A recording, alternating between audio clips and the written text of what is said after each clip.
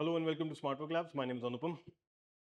A lot of students said कि sir आपने reaction नहीं दिया इस एग्जाम पे, इस बार जो प्रीलिम्स एग्जाम हुआ, सब लोगों का इतना रिएक्शन आ रहा है, दिस एंड दैट. तो हियर आई एम गाइस. बात ये नहीं है कि यार मैं रिएक्शन क्या दूं और क्या ना दूं. Everybody knows that paper was very unconventional, and probably unconventional is also not the right word.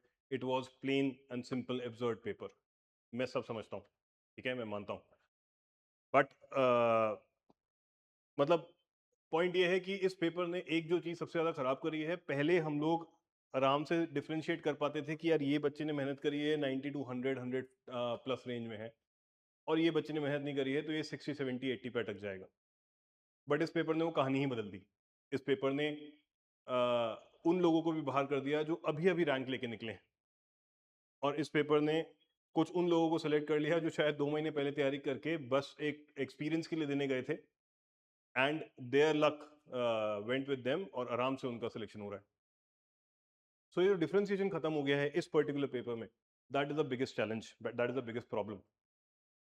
हमने देखा है आप सब लोगों ने बहुत मेहनत करी है. स्मार्ट वर्क लैब्स के हर एक स्टूडेंट ने बहुत ज़्यादा मेहनत करी है पिछले 5 महीनों में, और ऐसे 2 घंटे में एक एब्सर्ड पेपर की वजह से वो पूरे साल की मेहनत खराब हो जाए, that is not fair. I totally agree, I totally understand, right. But yes, बहुत सारे लोग आपको ये भी बोलेंगे कि यार इसी पेपर में 14,000 लोग सेलेक्ट भी हो रहे हैं. शायद आपके पेरेंट्स भी आपको ये बोलेंगे. मेरे पेरेंट्स भी शायद यही बोलते हैं कि यार तुम्हारे लिए ही पेपर डिफिकल्ट होता है, तुम्हारे ही टाइम में पेपर चेंज क्यों हो जाता है, डिफिकल्ट क्यों हो जाता है. इसका कोई आंसर नहीं है, ठीक है.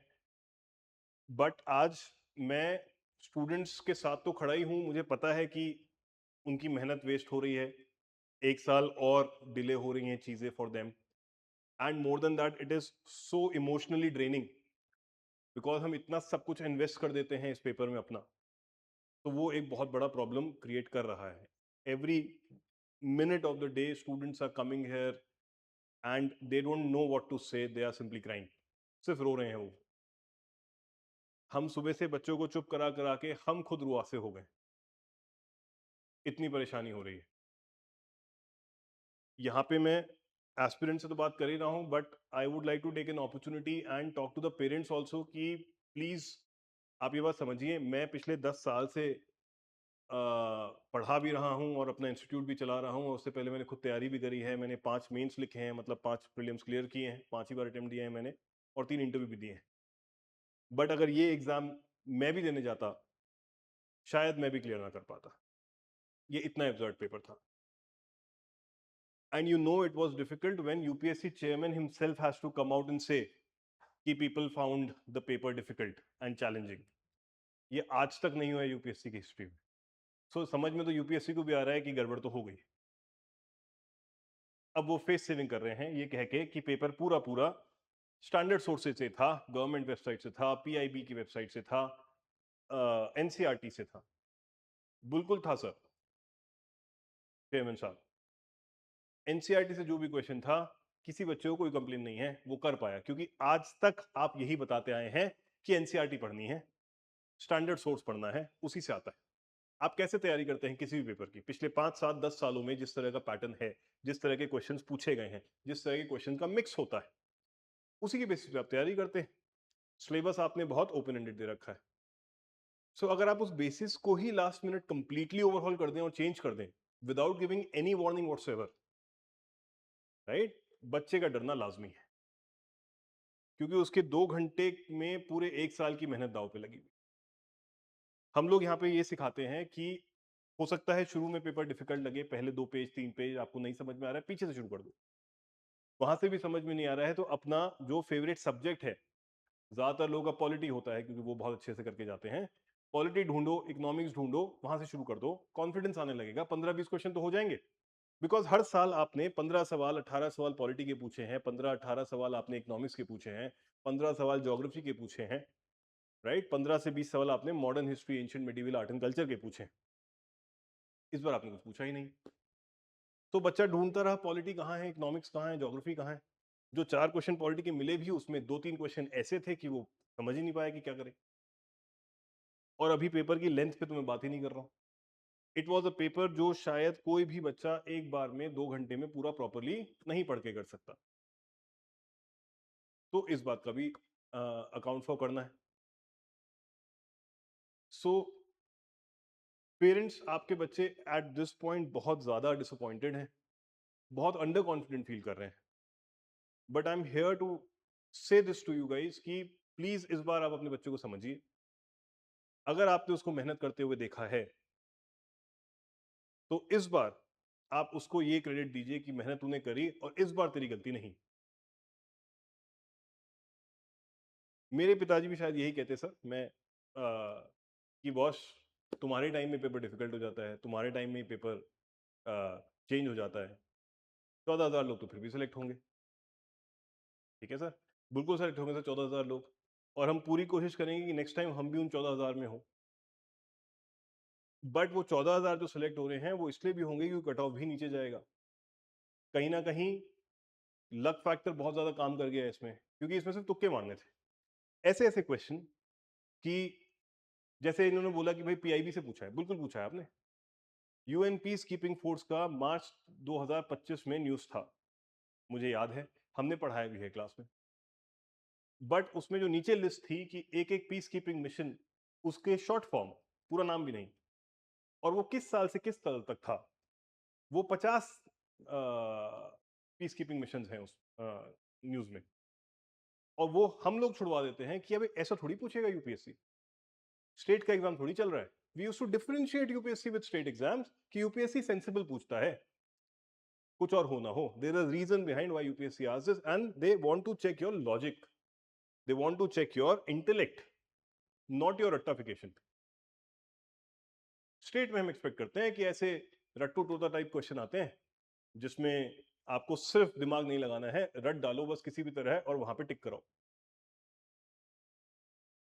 फिर आप पूछ रहे हैं कि भाई किस सिटी में कौन से आर्मी का कोर स्टेशन है। क्या आप बच्चों से एक्सपेक्ट कर रहे हैं कि वो पूरे हिंदुस्तान में कहां कहां कौन कौन से आर्मी के कोर स्टेशन है वो याद करें? और अगर आप एक्सपेक्ट कर रहे हैं, इससे आप क्या टेस्ट करना चाहते हैं? और इस तरह के ना जाने कितने क्वेश्चन आपने पूछे। एक स्टैंडर्ड मिक्स होना चाहिए जैसे आप हर साल पूछते आ रहे हैं, या आप एक अर्ली वार्निंग दीजिए कि भाई पैटर्न चेंज हो रहा है, कुछ करंट हैवी होगा या कुछ होगा, और करंट भी ऐसा जो आप नहीं पढ़ेंगे, तो भी हम मान लें, कोई समस्या नहीं। बट एक कॉन्फिडेंट बच्चा जिसने पूरे साल मेहनत करी है, वो वहां जाके पेपर खोले और उसको लगे यार ये क्या हो गया, ऐसा पेपर तो कभी नहीं आता, ऐसे पेपर की तो तैयारी नहीं करी जा सकती या करी नहीं मैंने, अब क्या करें? So this is the problem. So parents, I request you, please इस बार अपने बच्चे को क्रेडिट दीजिए, उसने मेहनत करी है। इस this one time I am standing with aspirants, asking you and telling you कि इस बार आपके बच्चे की गलती नहीं है, इस बार प्लेनली यूपीएससी की गलती है। ये बात मैं लास्ट ईयर नहीं कहता सर, ये बात मैं उससे पिछले साल नहीं कहता आपको, और ये बात शायद अगले साल कहने का मौका नहीं आएगा, क्योंकि यूपीएससी को भी समझ में आया गड़बड़ हुई है। 2023 में उन्होंने सीसैट का पेपर ऐसा दिया था, बहुत शोर हुआ कि यार इससे अच्छा पेपर नहीं बनाते, ना देते, मना कर देते। सो 2024, 25, 26 में UPSC corrected that, mended its ways, and उसने नॉर्मल पेपर दिया। अगले साल भी ऐसा पेपर नहीं आएगा, क्योंकि वो दोबारा से इस चीज को फेस नहीं करना चाहेंगे, और उनको समझ में आया है कि गलती हुई है। ये यूपीएससी चेयरमैन का ट्वीट है, उन्होंने खुद लिखा है, understand this year prelims felt quite tough and challenging. ये कहना ही बहुत है कि आपको समझ में आ रहा है कि boss, this is not what we wanted to do, गलती हो गई शायद। Otherwise how do you explain, जो बच्चा अभी अभी रैंक लेके निकला है अप्रैल में, वो मई में 70 नंबर भी नहीं ला पा रहा है आपके इस पेपर में। आप क्या चेक कर रहे हो?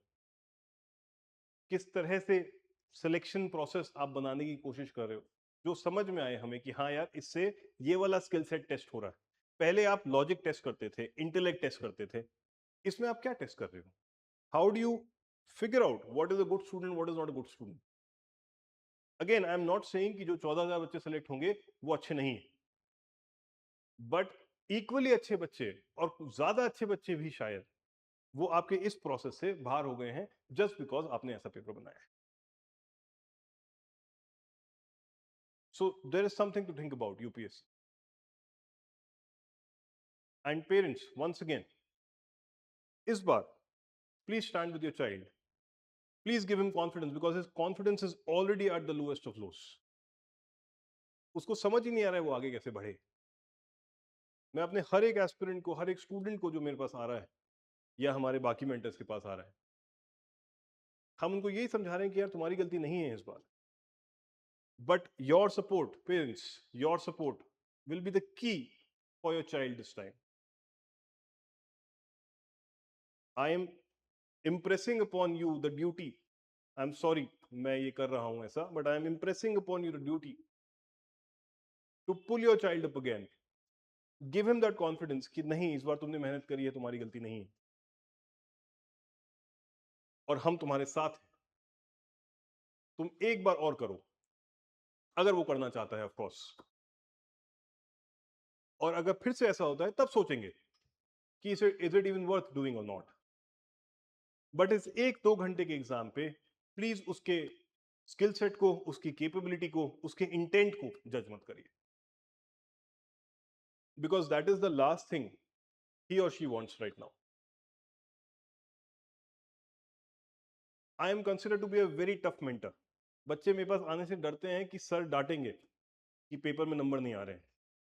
आज भी ऐसा ही हुआ, सुबह 5 बच्चे एक ग्रुप में आए, उन्होंने कहा सर हमें 2 दिन लग गए ये सोचने में कि सर के पास कैसे जाएं, सर डांटेंगे बहुत कि कैसा हो। बट मैंने आज उनको यही बोला कि यार मैं इतना पागल थोड़ी हूं या इतना इरेशनल थोड़ी हूं कि ऐसे पेपर पे भी आपको डांटूं, क्योंकि हम समझते हैं कि आज इनकी गलती नहीं। आई होप आप भी ये समझें। Please stand with your child today. Thank you.